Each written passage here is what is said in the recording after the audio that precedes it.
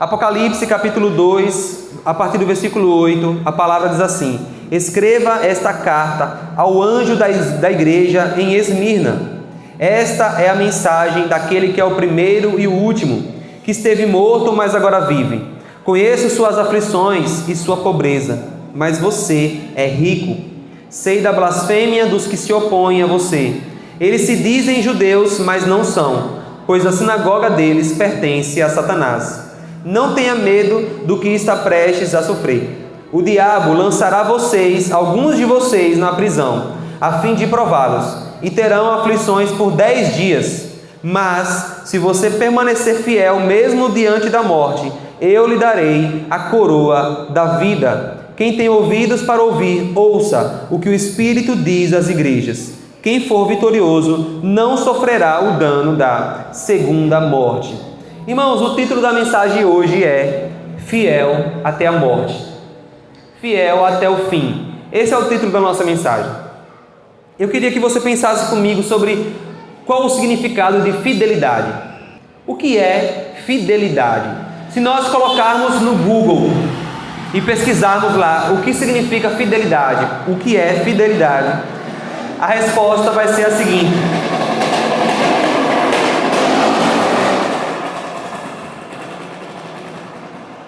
fidelidade é a constância nos compromissos assumidos com algo ou alguém.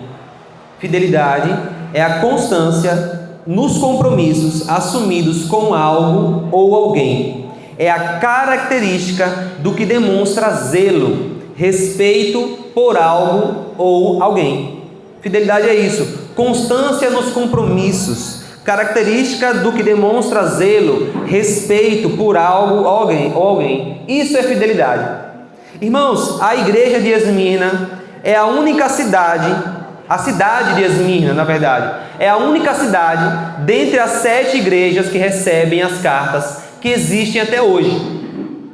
A cidade de Esmirna é a única das 7 cidades do Apocalipse que existem até hoje. O nome dela atualmente é Izmir,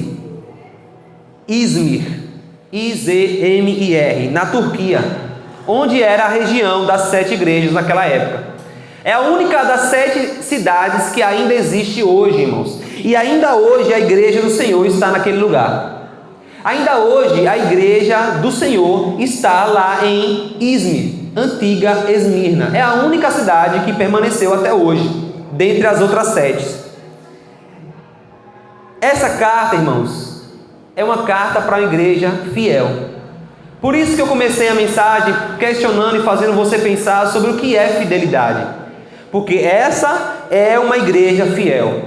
A carta de Jesus para a igreja de Esmirna é uma carta que não contém repreensão.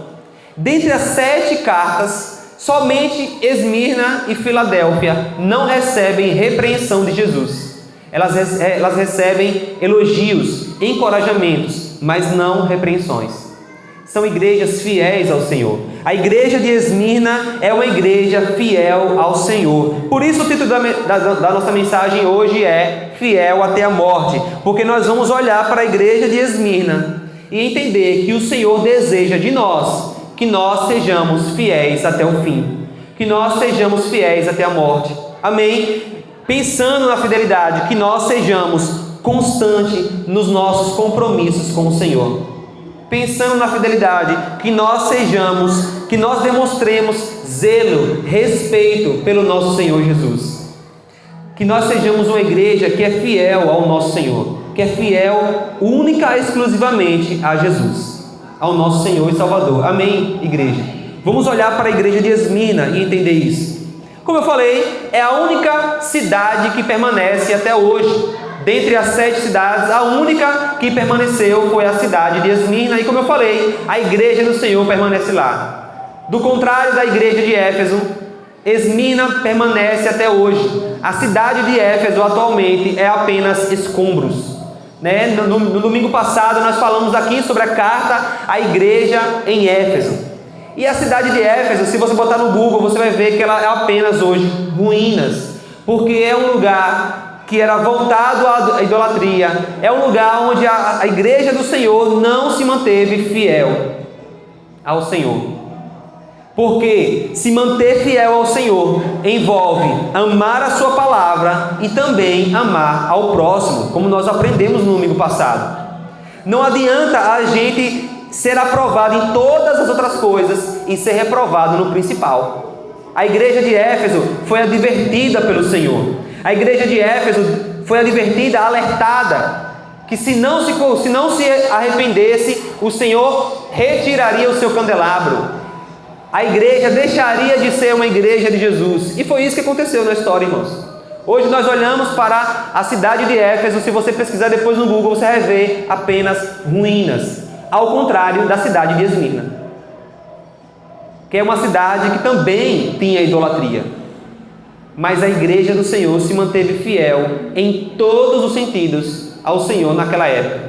Por isso nós precisamos aprender com a igreja de Esmirna. É uma igreja que é necessária, é uma carta que é necessária para hoje em dia, muito mais eu acho do que foi antes, é hoje.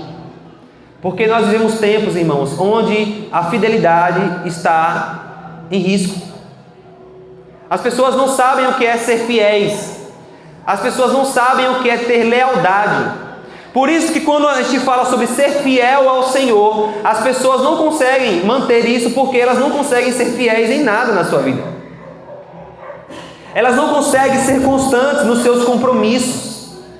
Elas não mantêm lealdade.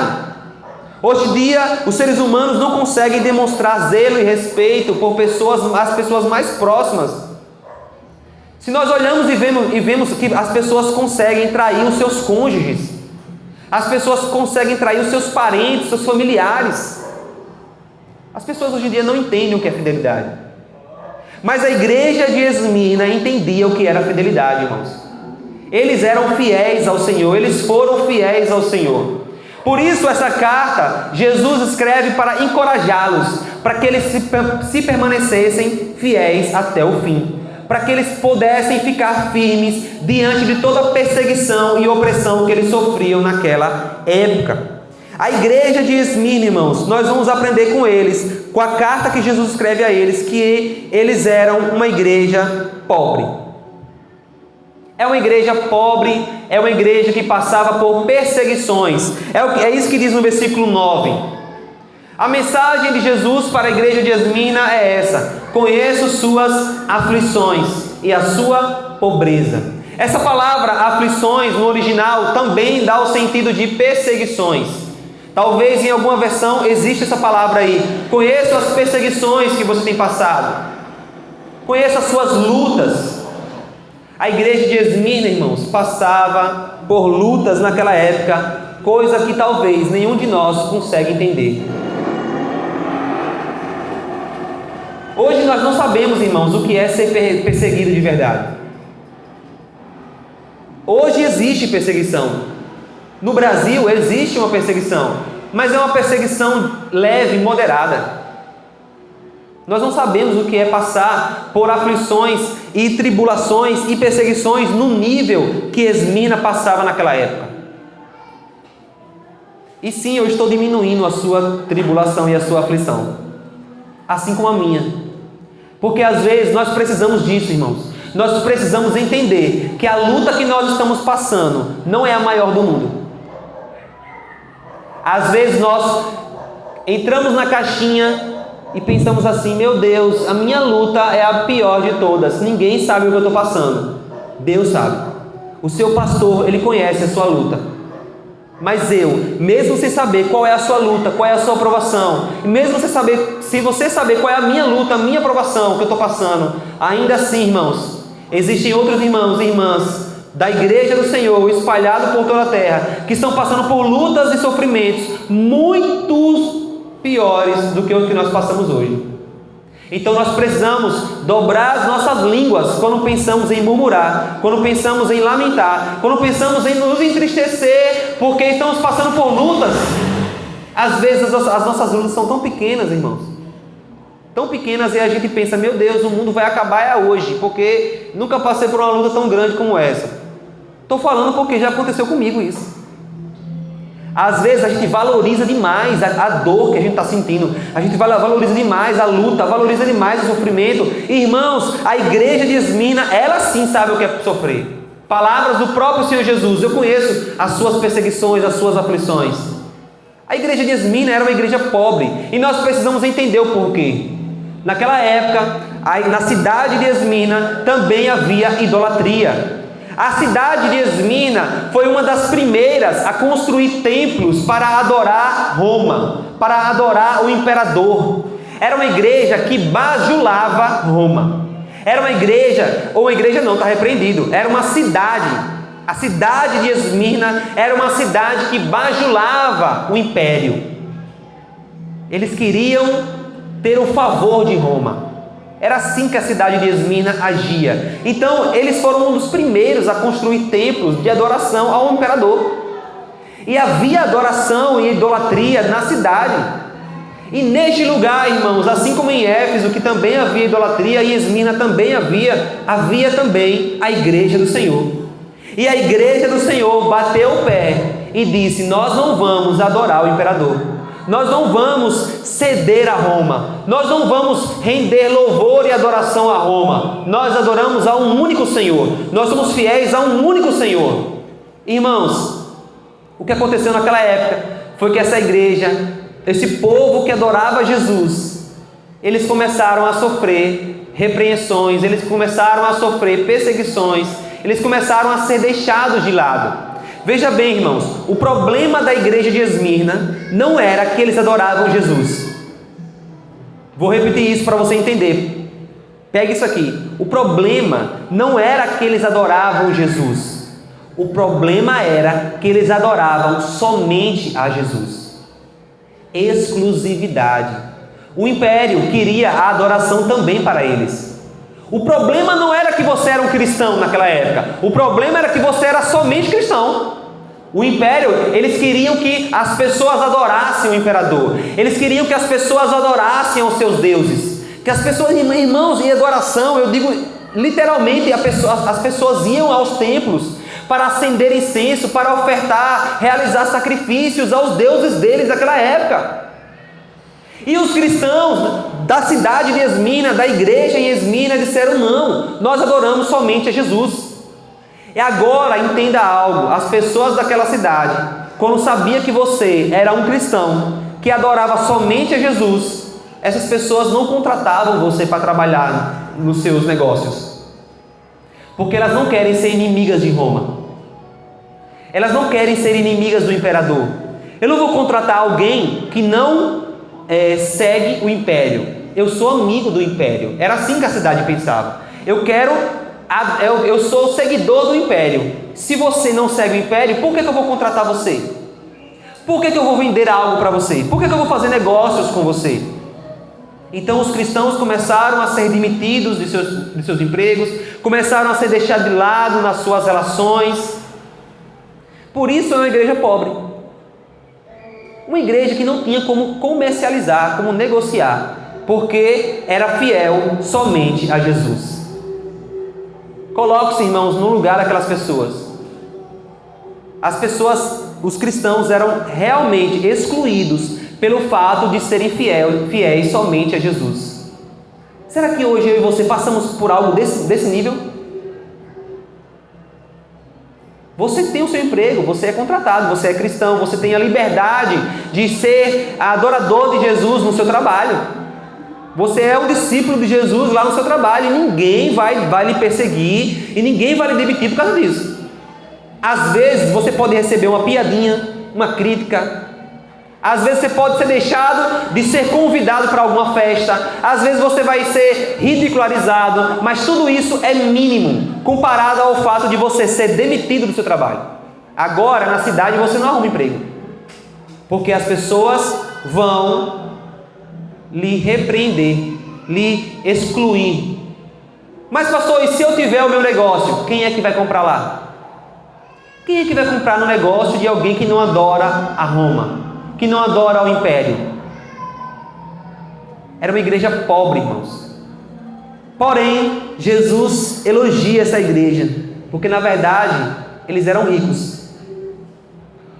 O reino de Deus, irmãos, é algo contraditório.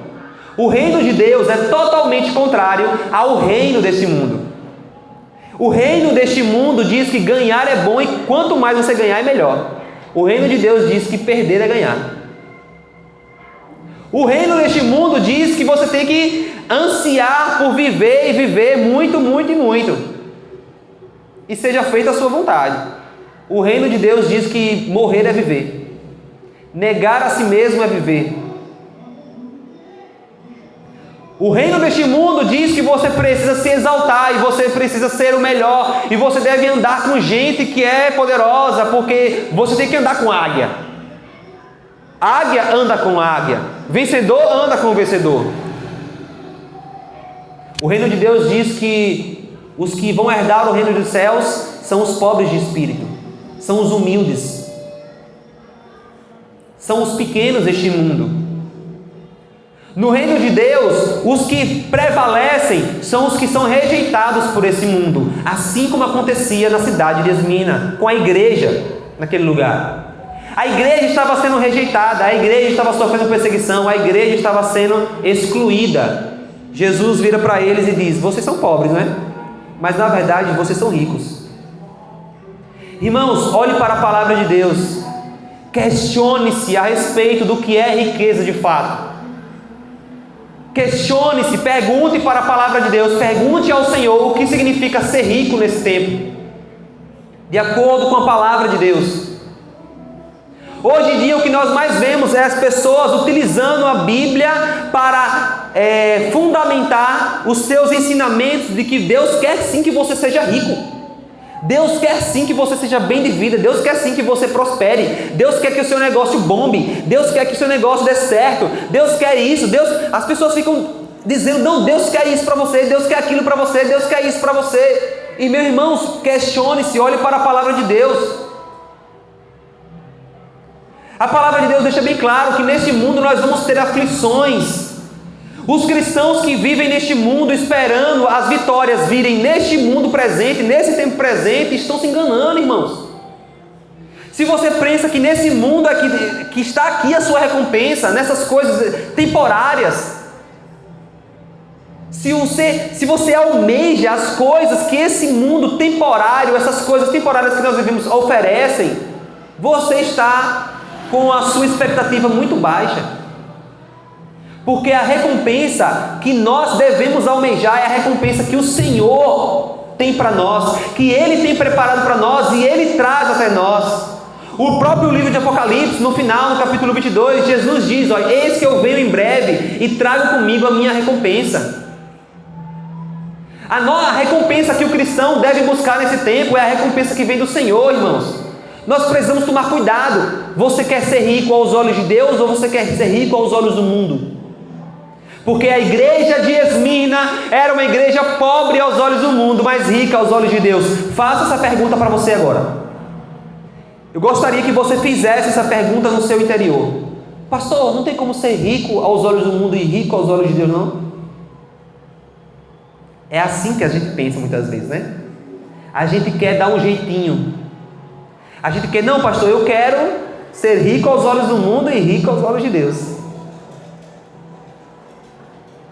Talvez você consiga um dos dois. Porque a gente sabe que muitas vezes na nossa vida, nem todos vão ser ricos.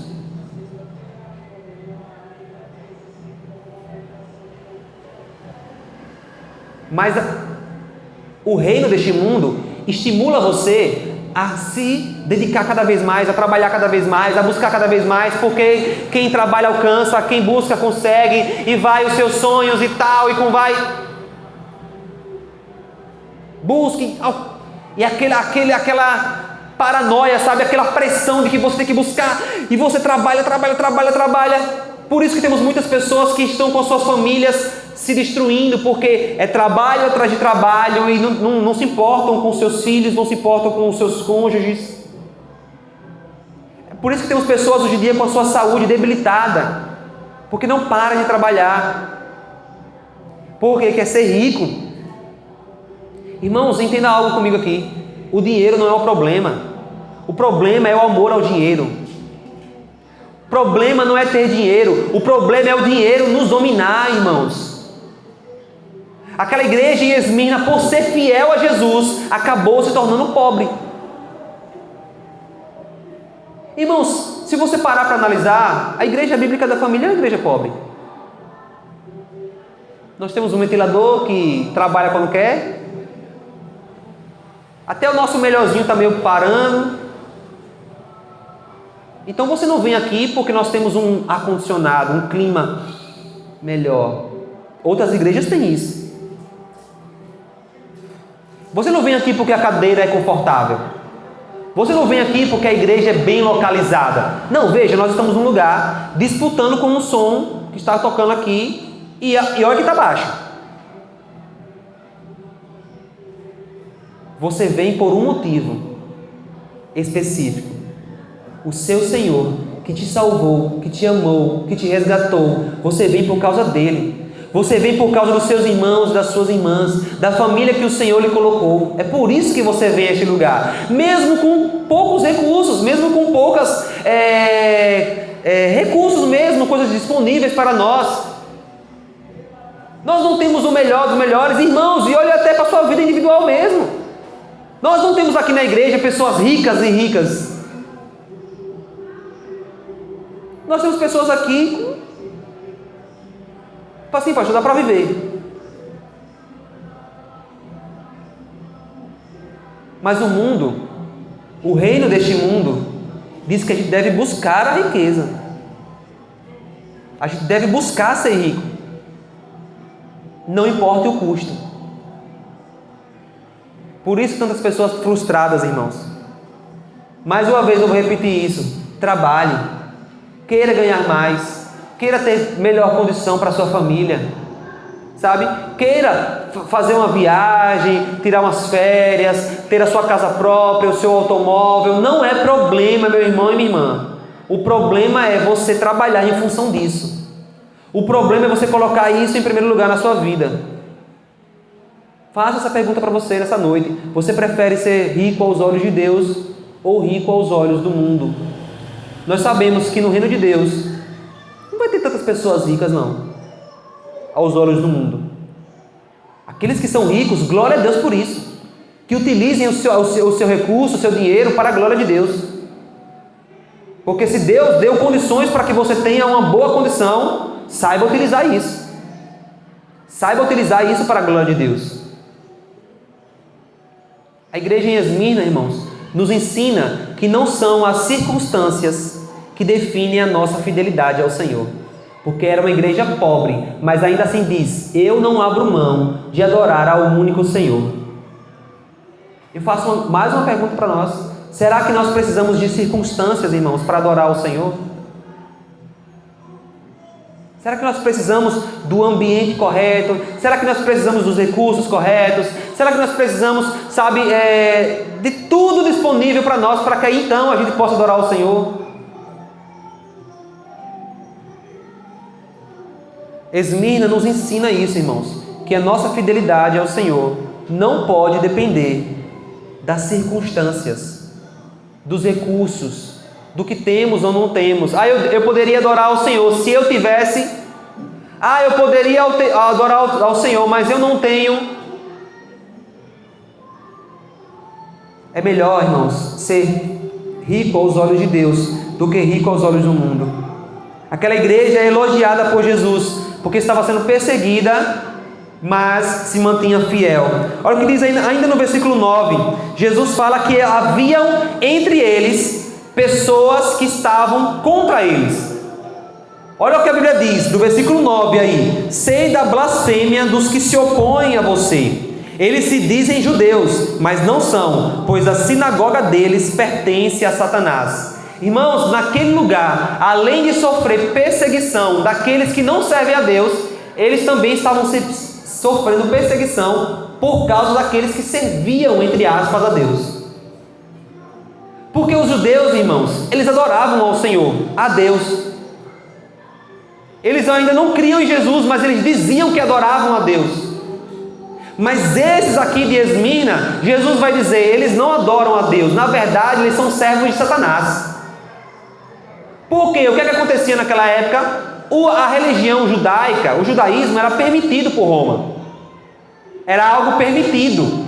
Roma dizia, não, tudo bem, os judeus podem. Os judeus então se levantavam e apontavam para os cristãos e diz, olha, eles não são judeus.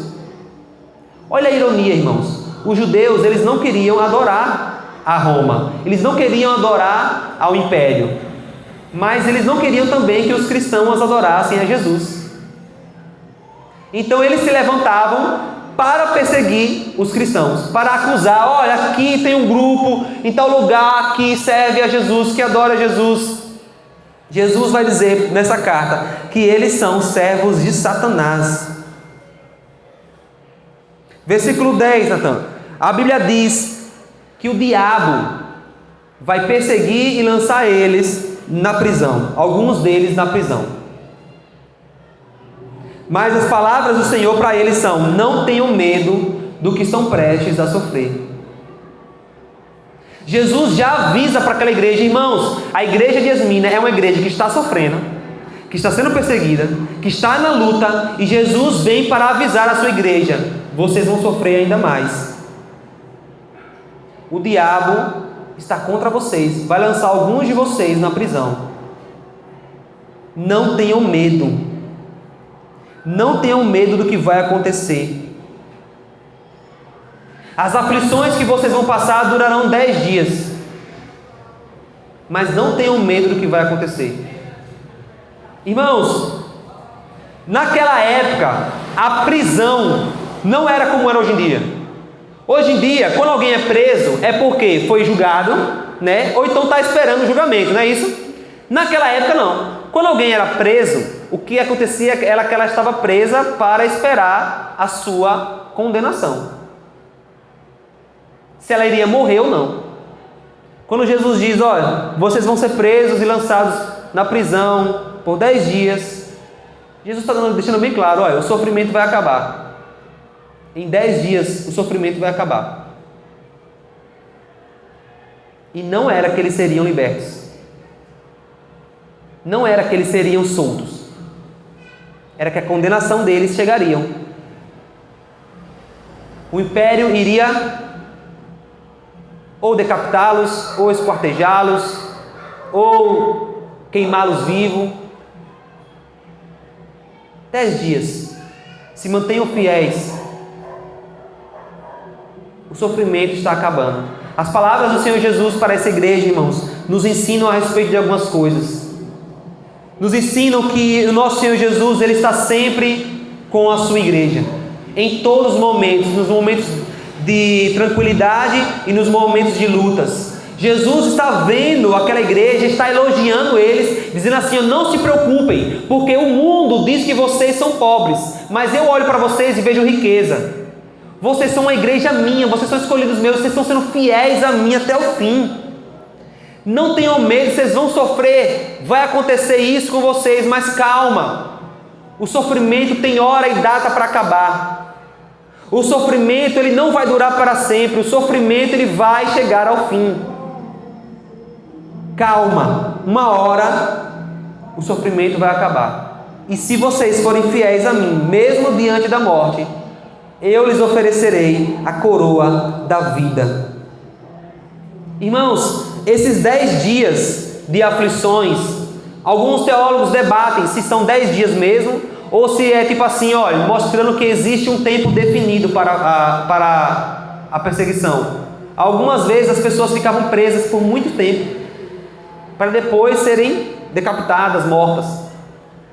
Então não sabemos se foi 10 dias exatamente, ou se foi tipo assim, Jesus dizendo, ó, existe um tempo específico em que vocês vão sofrer, mas esse tempo vai chegar ao fim. Independente das duas opções, irmãos, esses 10 dias nos lembram de um texto das Escrituras, lá no livro de Daniel, capítulo 1. Eu gostaria de ler com você, porque esse texto em específico faz muito sentido para a gente entender esses 10 dias que a igreja iria sofrer ainda. Daniel, capítulo 1. A gente vai olhar e ver algo a respeito desses 10 dias. Daniel capítulo 1, a partir do versículo 1. Amém? A palavra do Senhor diz assim: no terceiro ano do reinado de Jeoaquim, em Judá, Nabucodonosor, rei da Babilônia, veio a Jerusalém e cercou a cidade. O Senhor lhe deu vitória sobre Jeoaquim, rei de Judá, e permitiu que levasse para a terra da Babilônia alguns dos utensílios sagrados do templo de Deus. Nabucodonosor os colocou na casa do tesouro do seu Deus. O rei ordenou que Aspenaz, o chefe de seus oficiais, trouxesse ao palácio alguns dos jovens israelitas da família real e de outras famílias da nobreza. Disse o rei: escolha somente rapazes saudáveis e de boa aparência, que sejam instruídos em diversas áreas do conhecimento, que tenham entendimento e bom senso e sejam capacitados para servir no palácio real. Ensine a esses jovens a língua e a literatura da Babilônia. O rei determinou que recebessem de suas próprias cozinhas uma porção diária de alimento e vinho. Os rapazes seriam treinados durante 3 anos e depois passariam a servir ao rei. Daniel, Ananias, Misael e Azarias, todos da tribo de Judá, estavam entre os escolhidos. O chefe dos oficiais lhes deu novos nomes babilônicos. Daniel passou a ser chamado de Beltesazar, Ananias de Sadraque, Misael de Mesaque, Azarias de Abednego. Daniel, porém, decidiu não se contaminar com a comida e o vinho que o rei lhes tinha dado. Pediu permissão ao chefe dos oficiais para não comer esses alimentos, a fim de não se contaminar. Deus havia feito que o chefe dos oficiais mostrasse compaixão e simpatia a Daniel. Apesar disso, Aspenaz disse: tenham medo de meu senhor, o rei. Ele determinou que o alimento que vocês devem comer e o vinho que devem beber. Se ficarem com a aparência abatida em comparação com os outros rapazes de sua idade, temo que o rei me mande cortar a minha cabeça. Daniel falou com um assistente designado pelo chefe dos oficiais para cuidar dele, de Ananias, Misael e Azarias. Faça uma experiência conosco durante 10 dias, disse. Dê-nos apenas legumes para comer e água para beber. Terminados os 10 dias, compare a nossa aparência com a dos outros rapazes que comem a comida do rei. Depois, decida de acordo com o que você vir. O assistente concordou com a sugestão e fez a experiência com eles durante 10 dias. Passados os 10 dias, Daniel e seus amigos pareciam mais saudáveis e bem mais nutridos que os outros rapazes que se alimentavam da comida do rei. Depois disso, o assistente só lhes dava legumes em vez da comida e do vinho servido aos outros. Pastor, o que é que esse texto tem a ver com Apocalipse? É apenas a questão dos 10 dias? Não, irmãos. Os 10 dias nos apontam para a história de Daniel. E a história de Daniel tem um significado. Um grupo de jovens que decidiu não se contaminar com a comida oferecida pelo reino daquela época. Um grupo de jovens que decidiu não se contaminar com o que o rei daquela época oferecia para eles. Eles disseram: faça o teste. Nós queremos, em outras palavras, irmãos, parafraseando Daniel e eles, nós queremos ser fiéis ao Senhor.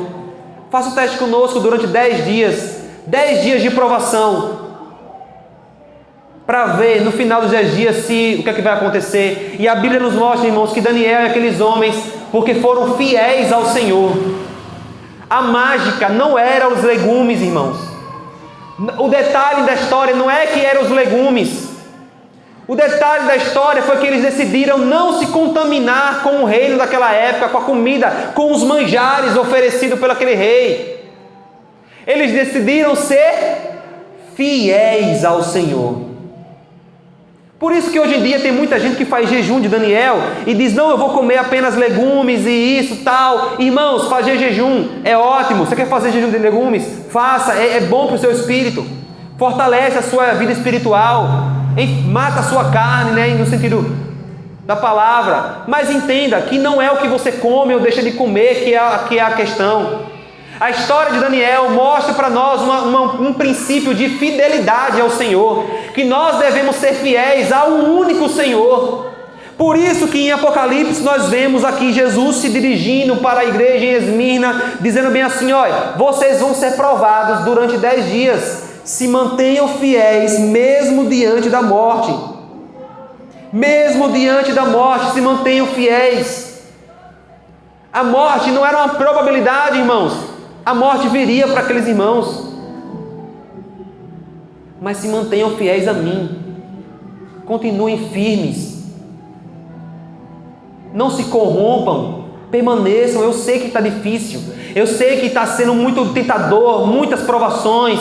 Muitos banquetes sendo oferecidos. Muitas oportunidades para você fazer concessões, para que você possa abrir mão. Não, eu vou dar um jeitinho aqui. Eu posso ser crente e fazer isso aqui. Eu posso adorar Jesus e adorar também esse Deus aqui. Eu posso seguir a Jesus e também seguir esse aqui.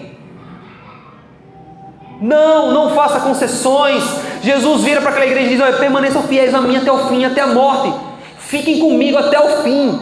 Permaneçam, que eu tenho para vocês a coroa da vida. Irmãos, coroa da vida faz muito sentido para a igreja de Esmirna, porque aquela cidade de Esmirna era uma cidade conhecida por jogos atléticos, jogos olímpicos, né? Atléticos no sentido olímpicos, não sei, mas atléticos. Eles competiam e naquela época a vitória ao vencedor era dada uma coroa de louro, uma coroa de planta, irmãos, mesmo.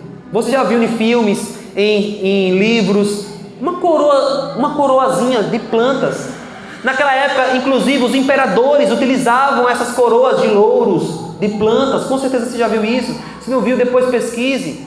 Era um sinal de honra, aquela coroazinha de louro, irmãos, que perecia, que logo murchava, que logo secava. Jesus diz para nós bem assim: olha, este mundo está oferecendo para vocês coroa de louros. Este mundo está oferecendo para vocês coroas que perecem, coroas que murcham e secam. Eu ofereço para vocês, não somente a igreja de Esmirna, mas também para a igreja bíblica da família e para todas as igrejas do Senhor. Eu ofereço para vocês uma coroa que não perece, é a coroa da vida eterna. Permaneçam fiéis a mim até o fim. Não tem como, irmãos, a gente servir a um Senhor e a outro Senhor, é apenas a um. Jesus deixa bem claro isso nos evangelhos. Não tem como, você vai acabar adorando a um e desprezando o outro. Não tem como a gente dizer: eu adoro Jesus, mas eu estou dando um jeitinho aqui. Eu sigo Jesus, mas eu estou assim, pastor, eu sou crente, mas não tanto. Eu sou crente, mas assim, em algumas coisas ainda Irmãos, nós precisamos ser fiéis ao Senhor por completo. Porque para nós está sendo prometido no final uma recompensa duradoura verdadeiramente. O que é que você busca no mundo, meu irmão e minha irmã? Você não é do mundo. O que é que você está buscando nesse mar de recompensas que o mundo oferece? Todos os dias somos tentados, todos os dias somos provados a adorar outros deuses, a buscar as recompensas, aquilo que o mundo oferece.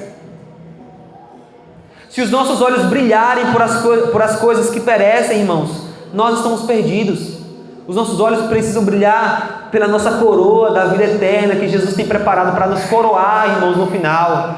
Para dizer assim: ó, bem-vindo, servo bom e fiel, entra no gozo do seu Senhor. Está aqui a coroa da vida. Você permaneceu fiel a mim até o fim. Servo bom e fiel. Irmãos, em nome de Jesus, nós precisamos entender que essa mensagem para Esmirna é uma mensagem para nós. A igreja bíblica da família é uma igreja fiel ao Senhor? É uma pergunta que eu tenho para nos fazer.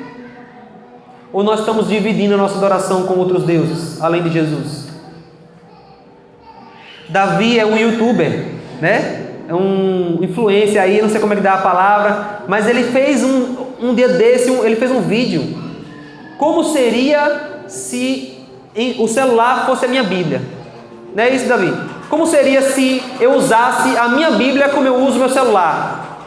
E tá lá Davi no vídeo, cozinhando com a Bíblia na mão, no banheiro com a Bíblia na mão, assistindo televisão com a Bíblia na mão, vai dormir com a Bíblia na mão, aí em vez de cair o celular na cara, cai a Bíblia na mão quando a gente dorme. Mas a gente considerando realmente a Bíblia e a Palavra de Deus como fundamental para nossas vidas, irmãos. Como seria? Eu comentei assim na publicação dele, eu botei assim, faria toda a diferença. Faria muita diferença se nós considerássemos a Palavra de Deus com mais importância. E trazendo para a nossa mensagem de hoje, já caminhando para o final, faria muita diferença se a Igreja de Jesus adorar e seguir somente a Jesus. Se a Igreja de Jesus for fiel somente a Jesus, vai fazer muita diferença. Irmãos, a igreja de Esmirna era perseguida porque era fiel somente a Jesus. A minha pergunta é hoje, por que não somos perseguidos? Por que não sofremos tantas aflições e tantas perseguições e tantas provações assim? Por que não há tanta pressão contra nós como igreja hoje? Consegue perceber o tal problema? Você consegue enxergar? A igreja hoje está buscando coroas de louros. As igrejas estão preferindo agradar as pessoas para que as pessoas encham os seus templos. Coroas de louro. As igrejas estão preferindo agradar quem muito tem, para que assim possa conseguir o que quer. Coroas de louro. As igrejas estão preferindo status ao invés de fidelidade. Coroas de louro. A Igreja Bíblica da Família, irmãos, precisa ser marcada por uma igreja que é fiel somente a Jesus, que não busca coroas de louro, não busca recompensas que vão perecer. Nós precisamos ser marcados, irmãos, nesse tempo, por um povo que vai dizer assim: não, eu não vou comer os manjares que o mundo tem a oferecer. Porque o mundo oferece banquetes, irmãos. O mundo oferece um monte de opções, porque eles querem corromper a sua fidelidade. O mundo quer que você não siga e adore Jesus. O mundo quer que você siga e adore Jesus e siga e adore outros deuses. O mundo, irmãos, não se importa se você adora Jesus. O mundo, o reino deste mundo, se importa se você adora somente a Jesus. Esse é o problema para o mundo. Somos chamados pelo nosso pastor a sermos fiéis somente a eles, irmãos. A darmos ouvidos à voz do Espírito nesse tempo, que fala às igrejas: busquem a coroa da vida e não a coroa que perece. Busquem aquilo que permanece para sempre e não aquilo que é perecível. Vamos calibrar as nossas bússolas, irmãos. Vamos calibrar o nosso olhar, para onde é que a gente tem olhado. Muitos irmãos por aí se desviando do caminho do Senhor, porque começaram a olhar muito para as coroas de louro. Começaram a fazer concessões.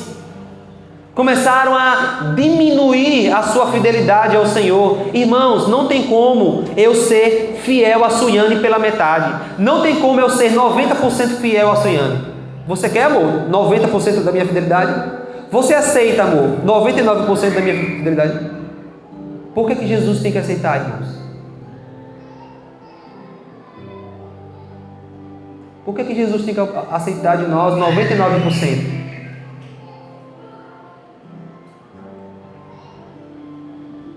A igreja de Esmirna sofria, irmãos, e permaneceu fiel.